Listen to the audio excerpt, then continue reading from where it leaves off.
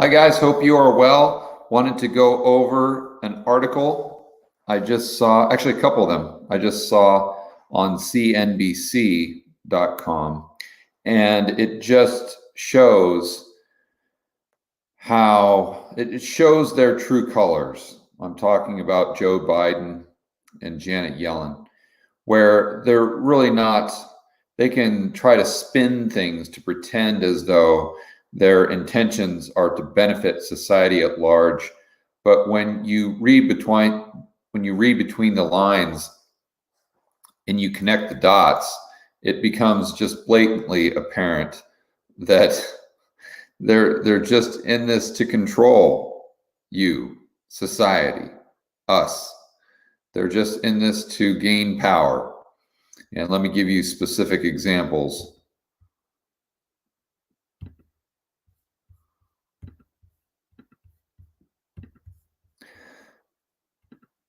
So actually, let's hit on this in a moment. This is an article where Janet Yellen says the U.S. is pushing to end global race to the bottom on corporate taxes. I wonder who thinks they've got to have a PR, like the Socialist Central Planning PR agency, where all the central planners, Klaus and Yellen and Biden and Harris and the people at the IMF and Justin Trudeau and all these people, they've got to like get their cues from this PR agency that says, hey guys, these are the buzzwords that you should say. This is the spin that we're going to attach. Here's how we can make corporate taxes look bad. Here's how we can make lowering corporate taxes look bad. We'll say it's a race to the bottom. Because a race to the bottom, when you hear that, it insinuates something nefarious or something negative, when it's actually something positive. Again, let's say this in another way. Yellen says U.S. pushing to end global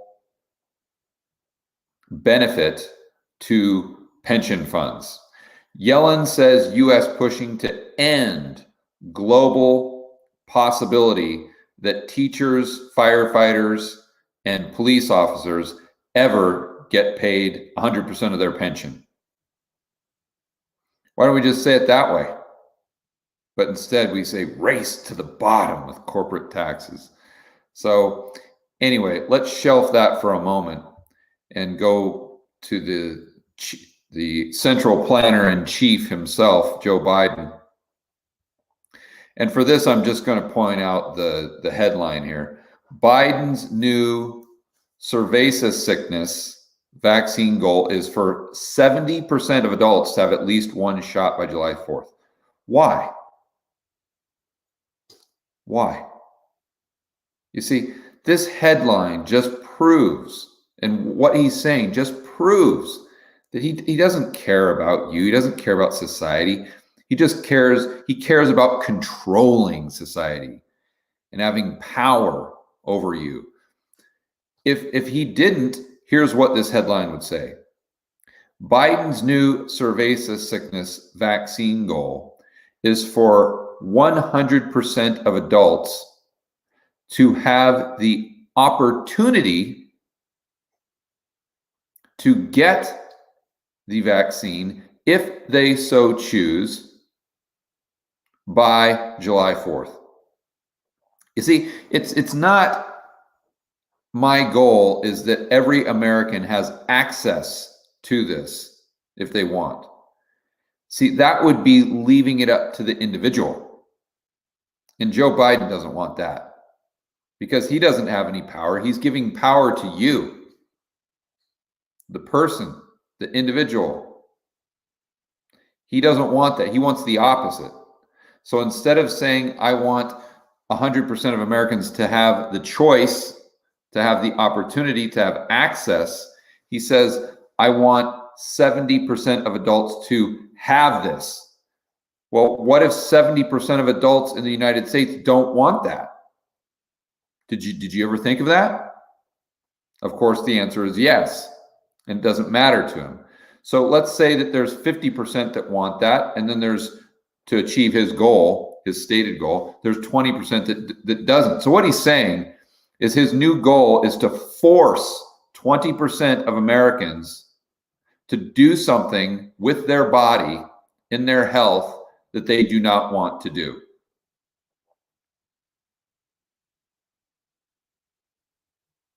That is central planning at its fine. That is power, that is control, and that is an insatiable lust for the power over other people, to force people. You see, one of the things that I really like about libertarianism is the non-aggression principle.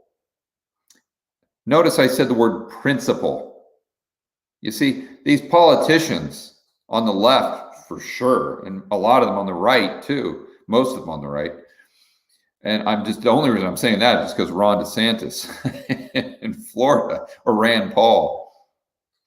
But most of them on the right, you see, they don't have principles. They just do things based on how they feel. Or see, what that does is that just opens things up, or it creates an environment where the law is subjective, or how we enforce the law is subjective. And there's not a consistent rule of law.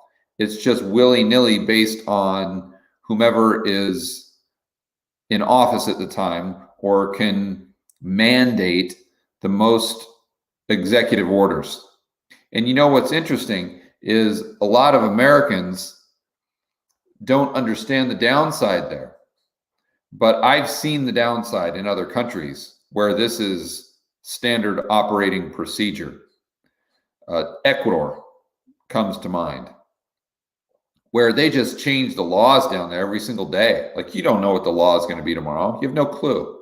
You have no clue what your tax rate's going to be. You have no clue what it's going to be like to try to get a business license, setting up an LLC. It just changes every single day. The president just decides he wants to do something else, and wham, bam, done. And it's just no way to run a country. It's no way to operate. You're not going to get foreign direct investment, and you're just going to enslave your entire society into poverty indefinitely. That's where that road leads. So anyway, just by looking at this headline, we see that Biden has no concern whatsoever for society or individual choice, or giving the power to the individual. He wants to take that power away from you. He wants to control your life because you're just too stupid to make decisions on your own. That's the way these people think. So now let's go back to Janet Yellen. Oh, shoot. You know what? That's probably going to take away. Oh, no, it didn't take away my highlights. Okay, good. So here's what she's saying. We are very actively engaged with other countries to end what has been a global corporate tax race to the bottom. Remember, she got to call up the Klaus and Bigglesworth PR firm and say, hey guys, well, how can I make lowering corporate taxes look really, really bad when teachers, police officers, and firefighters get more money? Oh yeah, that's right. Yep. The race to the bottom. Ah, good one. I forgot that. The good old race to the bottom. She goes on to say, I fear this race to the bottom. See, there you go. I mean, I'm kind of making a joke here with the centralized PR firm, but it might not be a joke, because they all use the exact same terminology. So who writes the script? It's got to be they love central planning. So wouldn't they just love a central PR office? I mean, what are the probabilities that every single one of them would use the exact same terminology?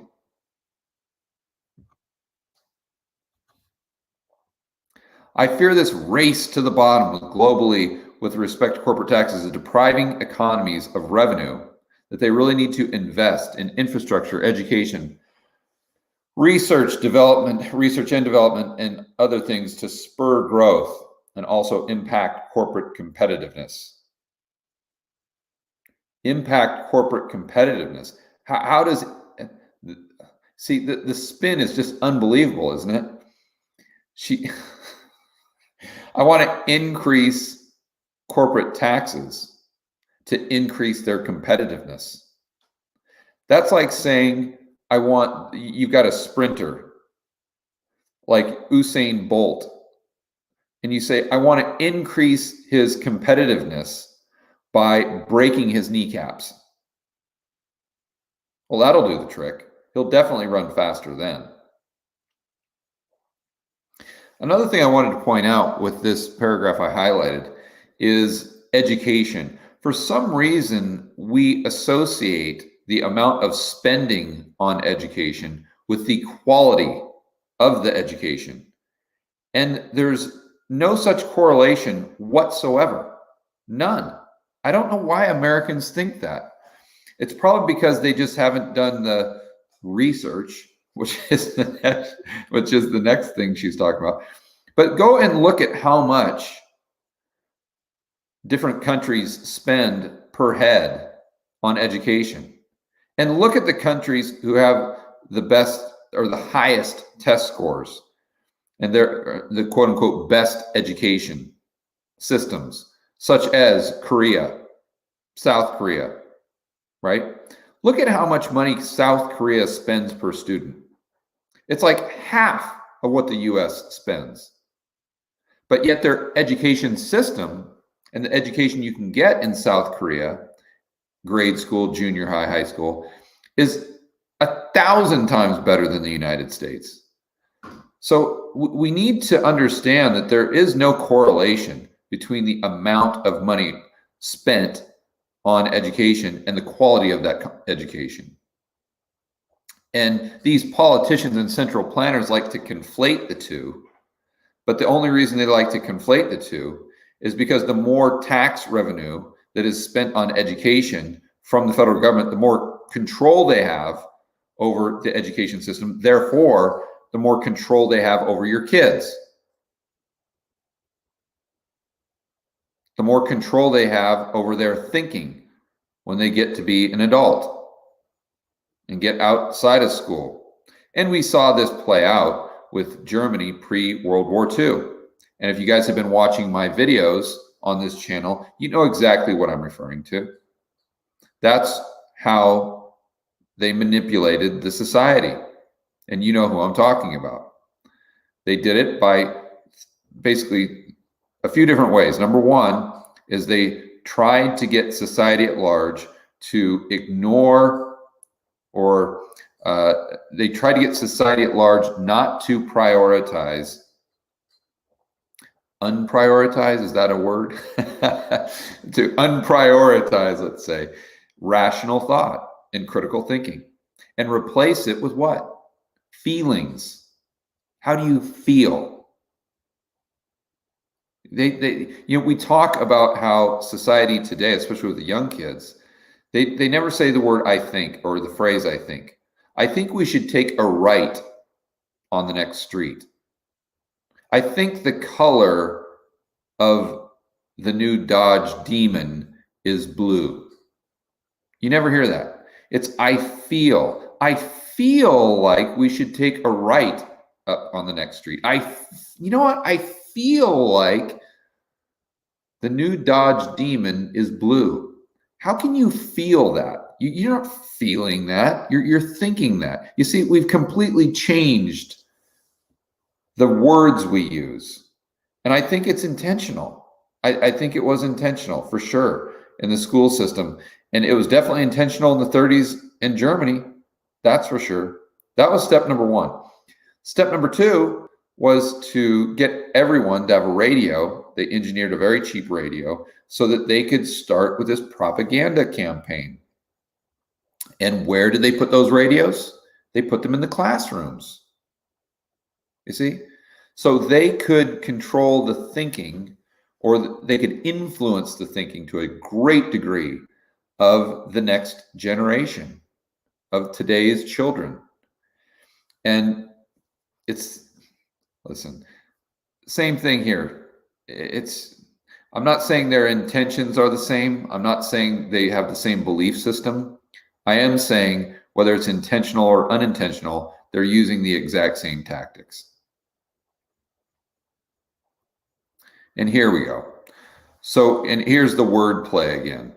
So we're asking companies to step up and pay a little more, just a little bit, just a teeny weeny bit. You won't even notice, just a rounding error, to help realize fiscal priorities. Whose priorities? Fiscal priorities. So, see, again, wordplay. Let's replace fiscal with the real word so people get it. They want corporations to be a little bit more teensy bit to help realize the politicians, the government's priorities. Well, let's just call a spade here, that are equally important in making them competitive. So listen to what she's saying here, guys. She's saying politicians' priorities, government's priorities are equally important in making companies competitive. Really? Where are you getting that? Like what data, what study are you referencing to get this idea? Because a third grade common sense would tell you this is utter nonsense. And then she's saying, in doing it in context where we'll see an increase, not even saying the same, but an increase in global corporate tax rates. So before we move on to the next thing I highlighted, I want to point out, guys, if you think the central planners are going to be satisfied with a global corporate minimum tax rate, you're kidding yourself. You're lying to yourself. Once they set up the global corporate tax rate, what's coming next? The global capital gains tax rate minimum. And what's coming after that? The global income tax minimum. And then once they get that, combined with their cash ban and central bank digital currency, then what's the logical next step? To just jack those rates higher and higher and higher. What's that do to the economy? What does that do to wealth? It destroys it. The more it destroys wealth, the more the sheeple will look toward the central planners to take more control over the economy. I mean, this is the game. And I want to be clear. I'm not saying this is going to play out. I am saying that based on their actions and their words, you have to believe the probability is high this is their game plan. Now, whether they can execute that game plan, whether the people themselves, whether we allow them to execute the game plan, is a completely different discussion and set of probabilities. Hopefully, the probability there is incredibly low. But that's one of the main reasons I'm out here with these YouTube channels and trying to just communicate with people and just open their eyes so they're not whistling by the graveyard and they're not just blindly walking through life completely oblivious to the intentions of the global elite, the politicians, the central bankers, and these central planners. Okay, moving on to the next highlighted bit here. At an appearance earlier today, Yellen said that tax cuts did little to... Oh, here we go. This is...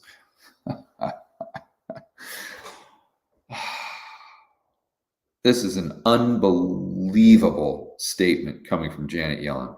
This is unbelievable.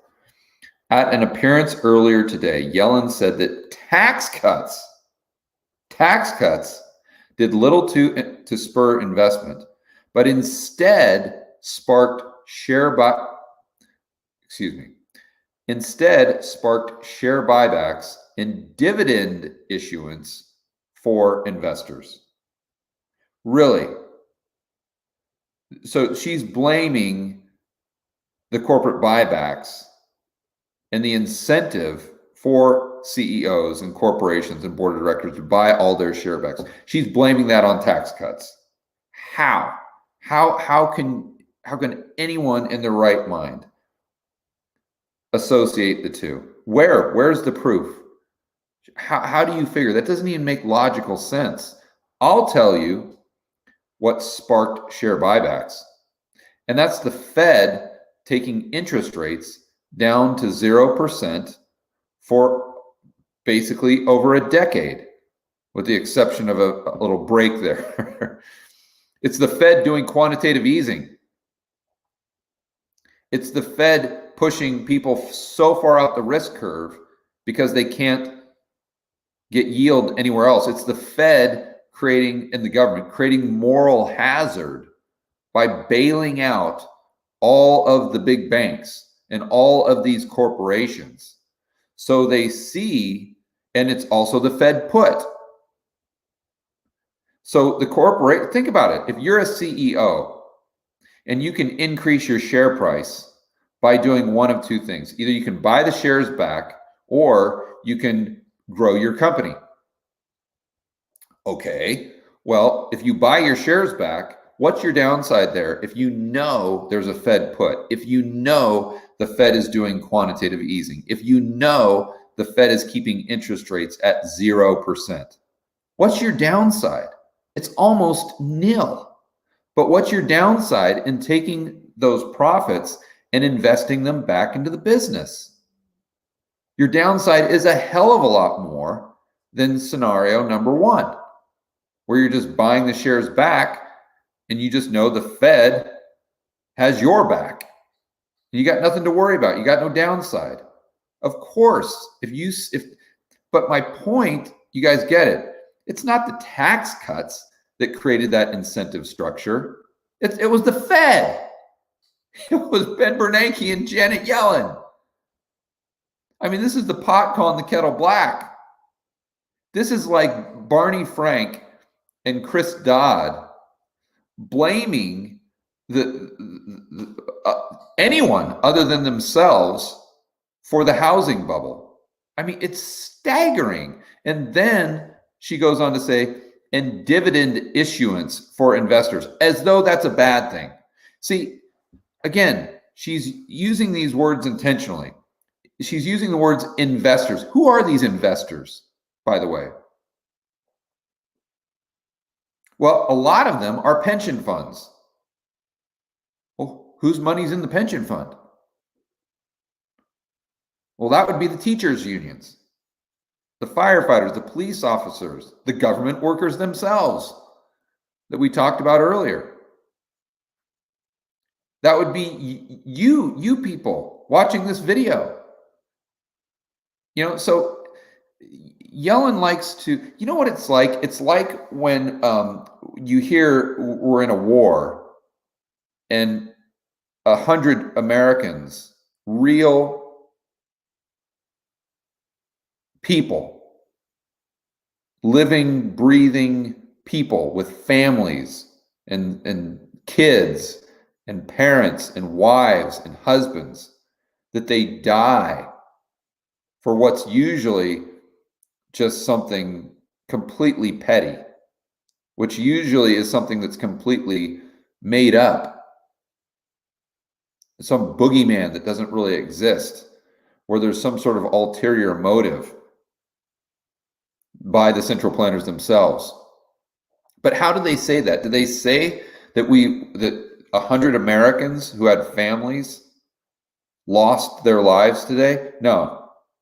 They say today we lost 100 troops. Troops?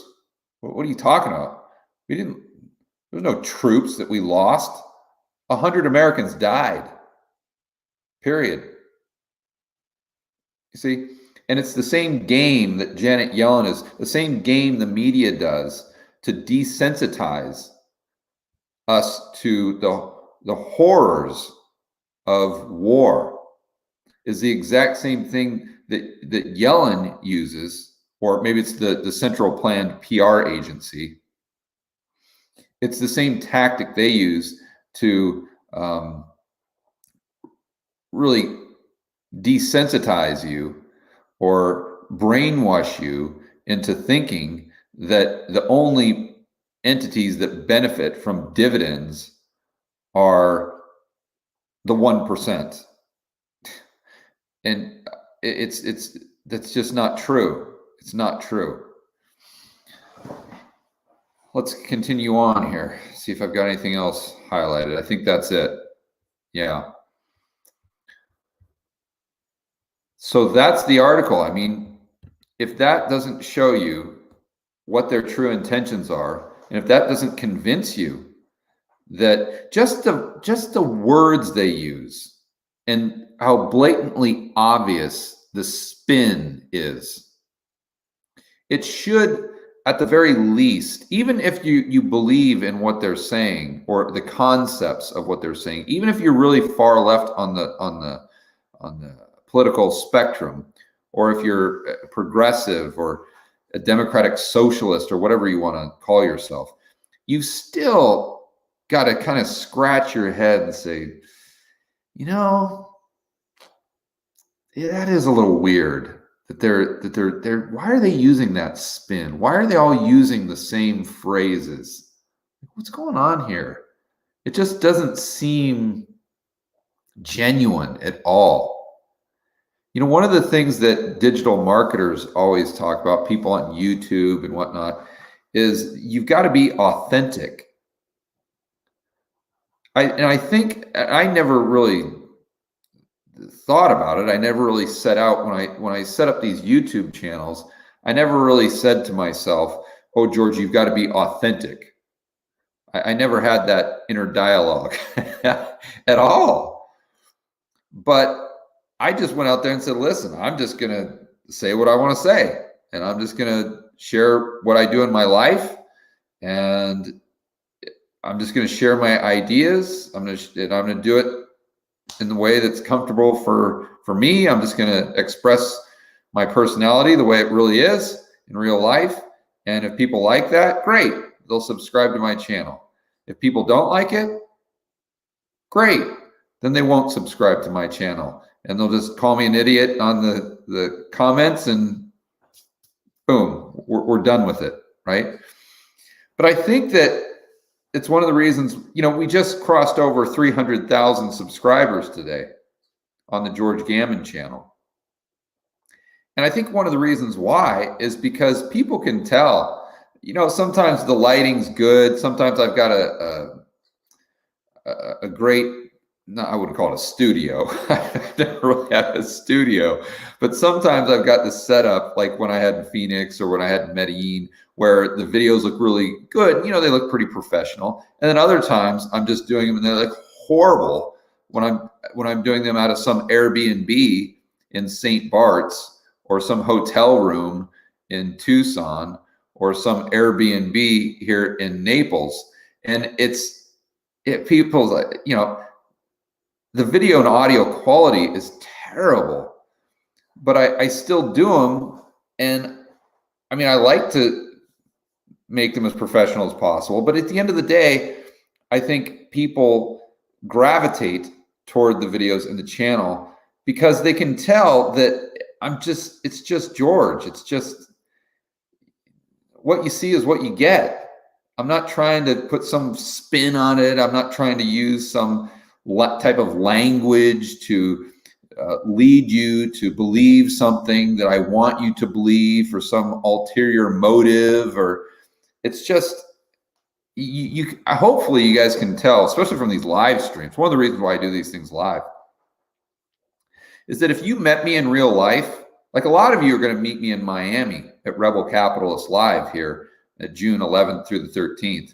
And I think the first thing that will dawn on you when you meet me in real life is you'll say to yourself, wow, That George guy is exactly like he is on the videos. Wow, that's pretty cool. But you see the difference between how people trust a YouTuber, let's say, that's extremely authentic, or a podcaster, or something like that, compared to how much they trust or don't trust one of the central planners.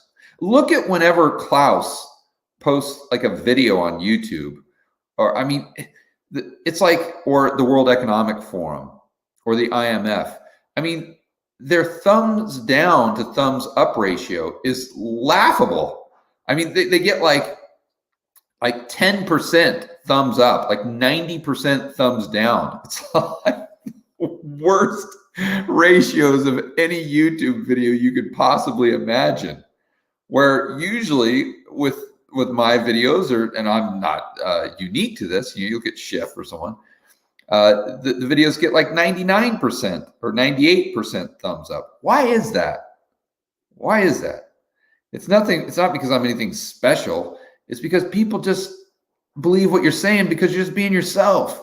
You're not reading it from a damn script. My point is, when you see people that are plastic, artificial, that you can tell they're reading this from a script, even if you like what they're saying, just pause for a moment and scratch your head and say, maybe I should dig a little bit deeper. Maybe these people are saying what I like, but maybe their intentions are not what they seem. And maybe I should look into that. That's all I'm saying. All right, guys, I actually got a computer today, so I'm super excited there. Sebastian found a guy on Facebook who was selling this computer. So now I'm just trying to install the software to get this thing up and running. So that's really great news. I think I might have been able to find a car today. I'm not going to let the cat out of the bag on what we're doing there until it's a done deal. I don't want to count my chickens before they hatch. One thing that I've noticed here with this place I got, let's see. Oh yeah, I'll let you guys, hopefully you'll be able to see this. So this is kind of the great room here with this place I rented. It's a pretty cool place. And it's got this kitchen, that kind of just opens right up. Oh, and you know what else I did? I set up the little studio in one of the guest rooms of the house, and which I've got, I don't know if you can see it here, but I've got, the whiteboard was delivered today, and I had a handyman come over and set it up. And we got the camera here. I've got the lights. You see them over there and over on the other side. But you see this, we got this whole bedroom set up for shooting whiteboard videos. So that's really, this is like 10 times the amount of space that I've had compared to like the last, probably a month or so. So I'm super excited about this for sure. And then another thing, I'm really, on a personal note, I'll share with you guys, I'm really excited about this place because I don't know if you can see the infinity pool there is lit up, and I'm going to enjoy that quite a bit. It's Florida here, so it's great at night, probably 80 degrees. Oh, and what else is cool is these doors right here. I don't know if you can see them, but they slide all the way open. So it's like this whole great room just opens right up to the pool area. And out here we've got like a outdoor furniture, and there's a really fancy barbecue right there. Although I don't cook, but it's nice to look at. But yeah, we've got this really cool infinity. You guys can see the jacuzzi right there and the infinity pool. And then, as you guys probably know, you can't see it though, but right on the other side of this is that canal that goes straight out to the Gulf of Mexico. And there's a little boat lift right there. So I can rent a boat here and put it right out in that lift and maybe go on some adventures there. So Anyway, yeah, I'm looking forward to having some fun in this place, and once it's all set up, and we're making a lot of progress here, so I'm super excited. All right, well, we'll end it with some shout outs, guys. That's what's going on with George Gammon in Cape Coral, Florida. So I'm going to get off to some dinner and do some shout outs. We've got All-Nighter Hider in the house, Tacticus 1979, Harry Hunter, Brandon Rodstall, Bob Smithers, Matthew Silva, Pearl Hart, Dan B, Travis Jacobs, Sue Davidson, Steve Z, KC, Sunshine, Moody, the Millennial, Lloyd Braun, Miku, S. Wagner, Brandon O'Brien, Angriest Puppy, Pork Barrel Investing, Angel, Panero, and it's skipping all over. Red Sly Fox 88, Peter Frowen in the house, Just John, Wolf Flow, Llama Like a Llama in the house. Haven't seen Llama Like a, Llama Like a Llama, or no, you know what? It is Llama Like a Llama, I think. If my memory serves me right, it is Llama Like a Llama. Haven't seen you in a while, my friend. Glad that you're on the live stream. FX Trader RR Anthony in the house. Matthew Silva, Andrew J, Fiat Hedge, Christina Church, Terry Williman. All right, guys, enjoy the rest of your evening. I'll see you on the next video, which just went live. So if you guys go over the George Gammon channel, 10 minutes ago, 9 p.m. Eastern, my interview with Brent Johnson went live. You guys are going to love it. We not only talk about the dollar milkshake theory, kind of giving Brent's update, but we also talk about agriculture prices potentially rising. Brent's actually an inflationist when it comes to ag prices and food prices, and he explains why. But we also go down a path of central bank digital currencies, and we talk about how they may institute that digital currency, ban cash, to try to get around the commercial banking system to where they have total control over the dollar. And so I don't think too many people get into that conversation with Brent, but it's something he's thought about a lot, and you can tell in that interview. So head over to the George Gammon channel and check that interview, and we'll see you over there.